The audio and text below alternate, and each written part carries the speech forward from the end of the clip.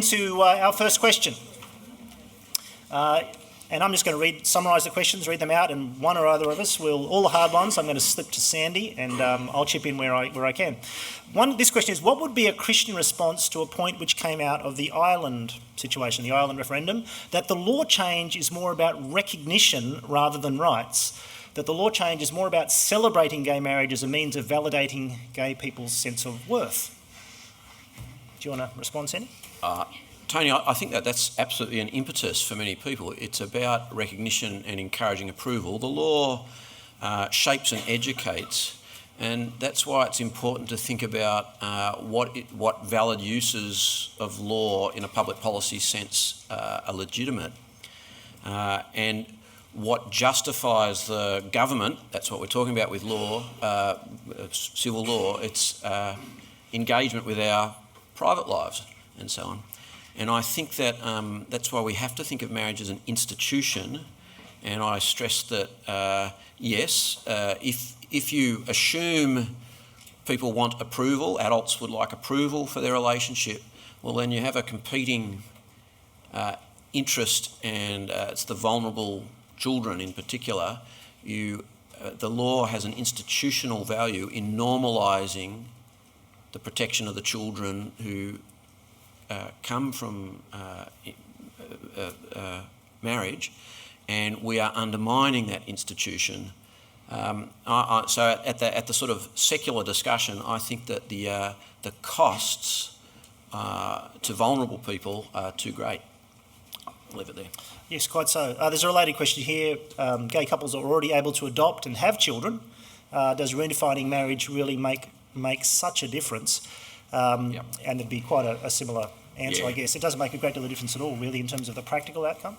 Yeah, but it's absolutely distinguished. Adoption, even the wonderful idea of adoption is a retrieval ethic. But marriage is not a retrieval ethic. Marriage is a fundamental natural institution for society. And so Katie Force, the person on Q&A raised by same-sex parents, said she could conceive where if a child has had no parents, been bashed and mistreated and so on, she could conceive a lesbian mother adopting the child, and that's better than the situation she was in. But that's a retrieval thing, and marriage law is about what we normalise as the right way to conduct our relationships for the protection of children and so on. It's a totally different situation. Just one other thing. Same-sex adoption was rushed through our New South Wales Parliament. At least the Victorian Parliament actually bothered to talk to the children who were conceived by ART and didn't know their biological parents. In New South Wales, that evidence wasn't even considered, and it's an emerging area of concern. And it was a well, I won't go into all the process, but it was dreadfully rushed through, and we were blindsided by that. A related question on that research, someone has asked about links to some of those research papers that Sandy might have mentioned. There are some mentioned in the back of your outline. You'll notice a whole series of links and of articles and of further reading. What I'm going to do tomorrow or the next day, as soon as I can get to it, on the CCL website at more.edu.au/CCL, I'm going to put that whole list up also as clickable links so that you don't have to type out those long links. I'll put them all up there as a set of clickable links, and that includes Sandy's... Yeah, the Regnerus studies are the ones. They're the large population-based ones using a variety of objective measures from people who've moved into adulthood.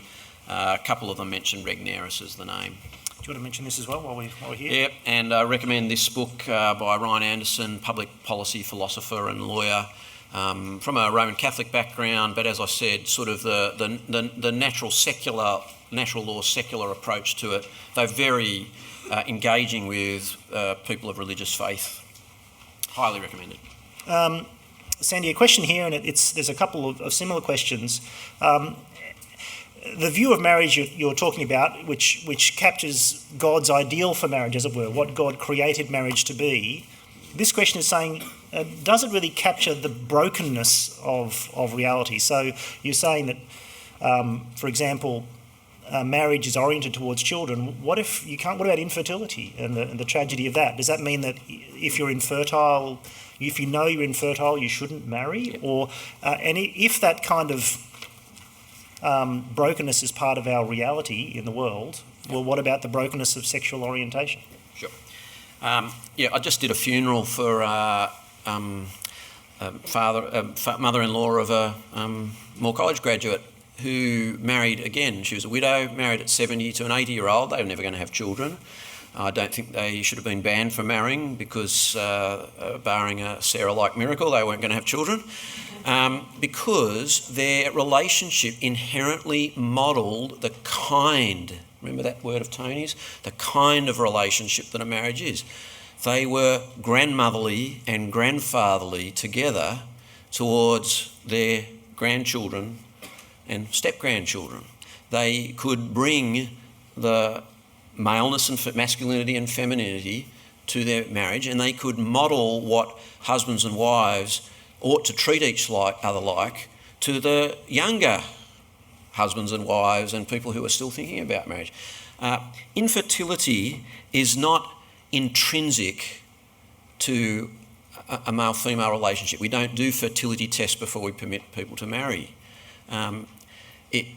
It's a sad, fallen situation, but it's a situation of fallenness, not of the ideal and not of the natural orientation or purpose. And so it's in a different category. And I think that once you stop to think about it, quite clearly so. Sure. One or two final ones. Sandy, it's asking, do you think Facebook and other social media efforts to promote traditional marriage are valuable or even vital to push against the tide of gay marriage advocacy?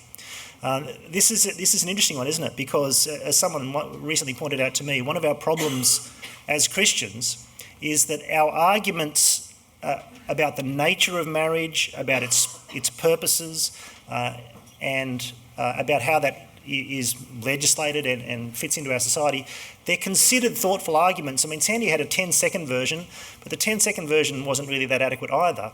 On the other side, you've got heart. On the other side, you have heart plus heart equals marriage, or just a slogan, marriage equality. How do we deal with the sloganeering? And do you think we sloganeer back in return? What's your thoughts? More specifically to the Facebook sort of stuff, we do end up in echo chambers there because of the, our friends are our friends, and then it selects the things we're interested in from the people. I still think we've got to be involved and engaged there in the sort of manner that we've both spoken about.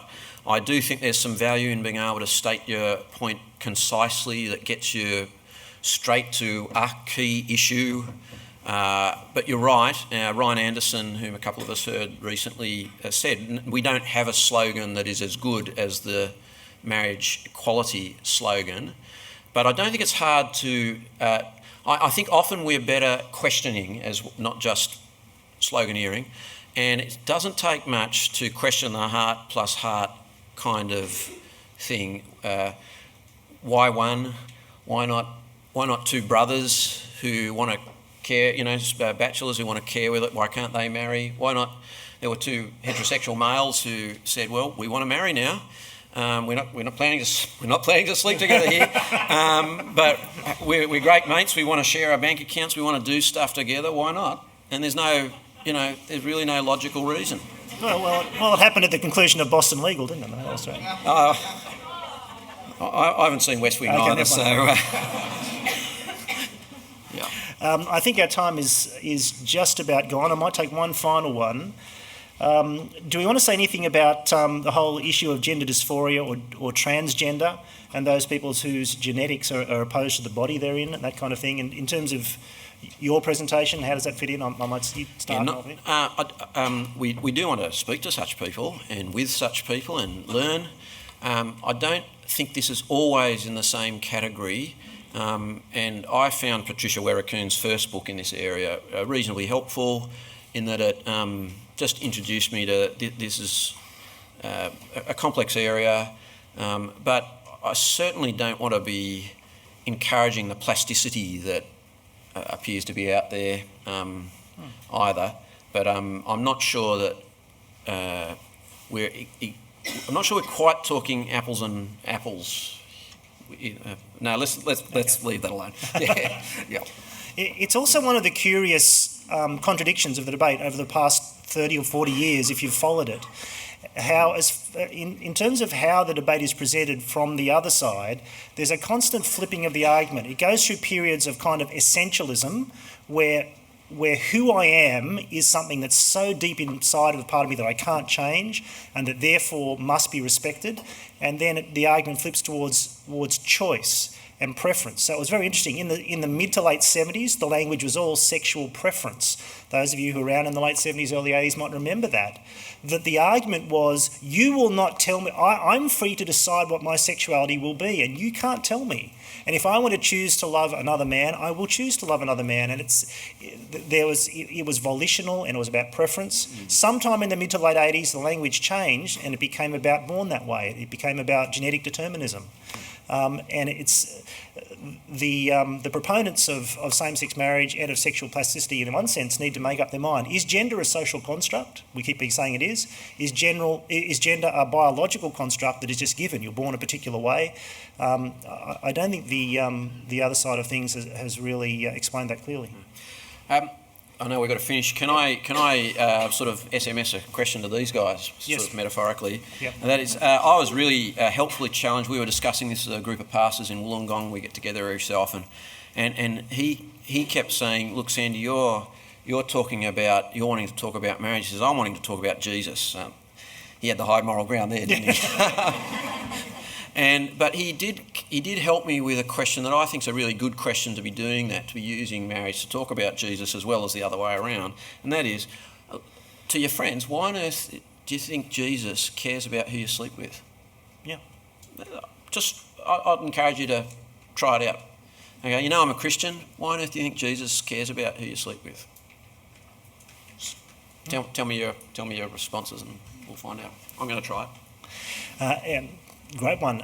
In many ways, asking good questions, and taking the discussion in a direction that our friends and family mightn't be expecting is always really helpful. It's partly why I was suggesting go back and talk about whether the world is a created thing or not. Whether is marriage a particular kind of thing or not, and how would you know? Yeah, and that's the answer, because Jesus is the creator. Yeah.